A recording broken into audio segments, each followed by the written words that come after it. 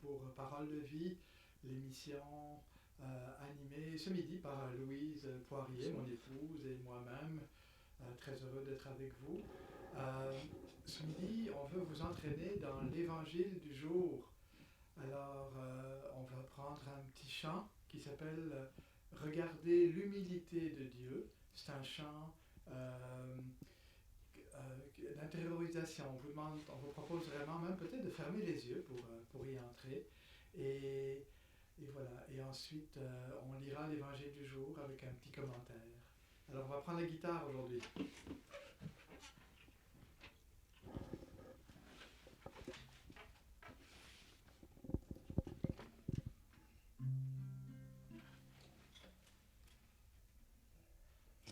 Gardez l'humilité de Dieu. Regardez l'humilité de Dieu.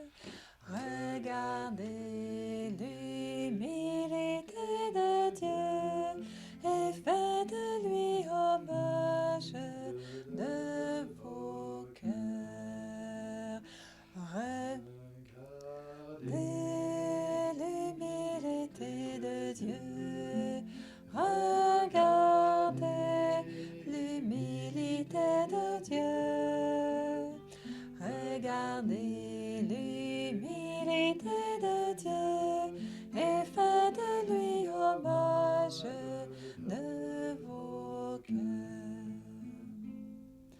Admirable grandeur, étonnante bonté du Maître de l'univers qui s'humilie pour nous au point de se cacher dans une petite hostie de pain. Regardez l'humilité de Dieu. Regardez l'humilité de Dieu. Regardez l'humilité de Dieu et faites de lui hommage de vos cœurs. Faites-vous tout petits vos soucis devant Dieu pour être élevés par lui. Ne gardez rien pour vous, offrez-vous tout entier à Dieu qui se donne à vous. Regardez l'humilité de Dieu. Regardez l'humilité de Dieu. Regardez l'humilité de Dieu et faites de lui hommage de vos cœurs.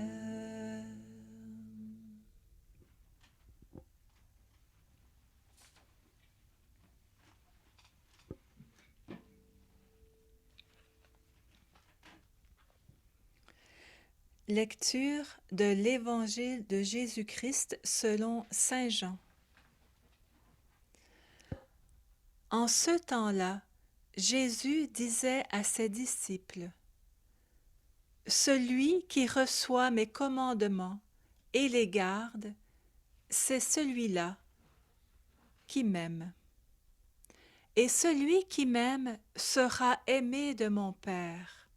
Moi aussi, je l'aimerai, et je me manifesterai à lui. » Jude, non pas Judas l'Iscariote, lui demanda : « Seigneur, que se passe-t-il ? Est-ce à nous que tu vas te manifester, et non pas au monde ?» Jésus lui répondit : « Si quelqu'un m'aime, il gardera ma parole. Mon Père l'aimera. Nous viendrons vers lui et, chez lui, nous ferons notre demeure. Celui qui ne m'aime pas ne garde pas mes paroles. Or, la parole que vous entendez n'est pas de moi, elle est du Père qui m'a envoyé. Je vous parle ainsi tant que je demeure avec vous, mais le Défenseur, l'Esprit Saint, que le Père enverra en mon nom, lui vous enseignera tout, et il vous fera souvenir de tout ce que je vous ai dit.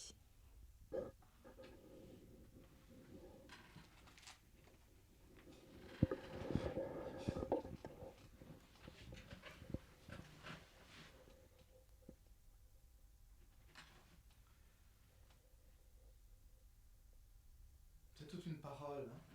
Je ne sais pas si vous avez remarqué, vous n'avez sans doute pas compté, mais tout à l'heure, en préparant ce commentaire de l'Évangile pour vous, avec vous, j'ai compté le nombre de fois que le mot aimer revient dans ce texte court de Saint Jean. Il revient 7 fois. Pourtant, c'est pas très long. Ça veut donc dire l'insistance de Jésus pour que nous entrions dans cette relation de tendresse, d'amour avec lui, avec son Père. Et 3 personnes sont nommées dans cet évangile. Il y a nous-mêmes, enfin j'espère, celui-là qui m'aime. C'est chacun de nous. C'est l'appel qui est fait à chacun de nous. Il y a Jésus, puis il y a le Père. Mais bien sûr, l'amour, on le sait, c'est une figure de l'Esprit Saint aujourd'hui. Hein, c'est cette personne qui circule entre le Père, le Fils, entre nous. Alors la Trinité est présente et on sait qu'on est dans le temps d'entendre Pâques, qu'on marche vers la Pentecôte. Et donc, on est dans ce va-et-vient de relation. Et en préparant le petit commentaire tout à l'heure aussi, je pensais aux 40 jours qu'on a traversés pendant le carême. 40 jours où on essaye de tourner notre cœur vers Dieu. Et on sait bien qu'on y arrive très très partiellement.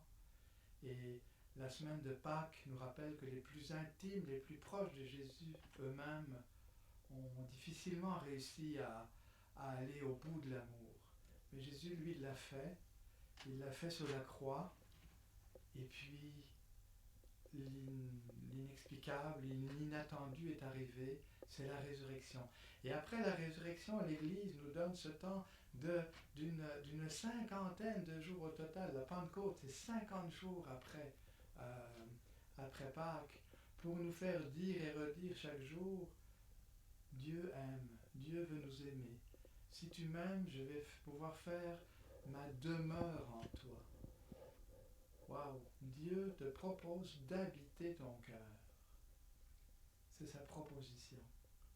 Il propose de faire sa demeure, de venir prendre une résidence permanente dans ton espace intérieur. Il n'y a qu'une seule chose à faire pour ça. C'est d'entrer dans cette relation de tendresse, dans cette relation d'amour. Mais comment? Et c'est là cette parole du jour.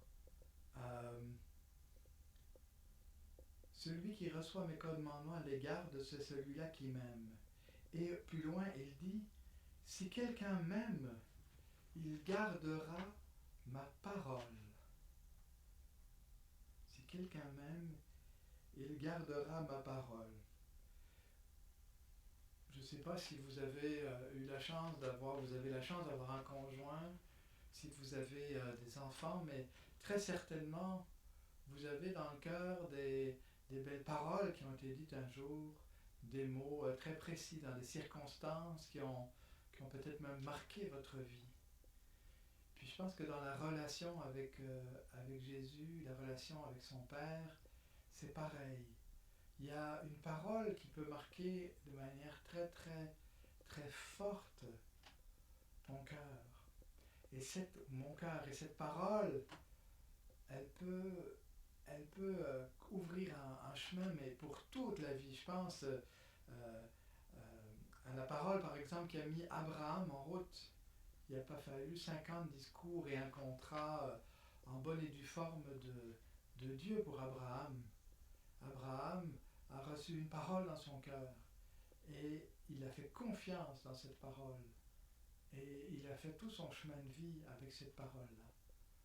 Moi-même, je peux dire à l'âge de 16 ans, il y a une parole dans la Bible, une parole de Dieu qui est tombée dans mon cœur, parole des évangiles. Seigneur, à qui irions-nous? Toi seul as les paroles de la vie éternelle. Mais je peux vous dire que cette parole-là m'a mis en route et aujourd'hui encore, c'est la parole qui me tient, qui me soutient. Alors, cette parole, peut-être qu'elle vous vient spontanément, ce que je dis là évoque quelque chose de très concret pour vous. Peut-être que non. Peut-être que ça vaudrait la peine de prendre aujourd'hui le temps de creuser, de chercher. Mais Seigneur, dans la vie que j'ai avec toi, c'est quoi la parole que tu m'as donnée? Cette parole qui me marque comme un seau d'amour au fond du cœur. Parce que c'est cette parole-là qui est comme la porte ouverte pour vivre cette relation de tendresse, cette relation d'amour que la parole de Dieu, que l'Évangile nous invite à vivre aujourd'hui. Celui qui m'aime gardera ma parole. Mon Père l'aimera, nous viendrons vers lui et chez lui, nous nous ferons une demeure. Alors c'est ce que je vous souhaite aujourd'hui, c'est ce que je nous souhaite à chacun, parce que j'ai la certitude que c'est appuyé sur cette parole-là que nous pouvons traverser pas mal de tempêtes, pas mal de difficultés, parce que nous savons que Dieu reste fidèle dans sa parole, nous savons que sa parole est créatrice, elle donne vie, c'est le début de la Genèse, Dieu dit et les choses furent, Dieu dit que la lumière soit et la lumière fut. La parole de Dieu crée, elle a créé au début du monde, mais elle crée aujourd'hui pour toi. Alors restons dans cette parole et nous on va se laisser peut-être en chantant une dernière fois le refrain que nous vous proposons aujourd'hui. Bonne journée.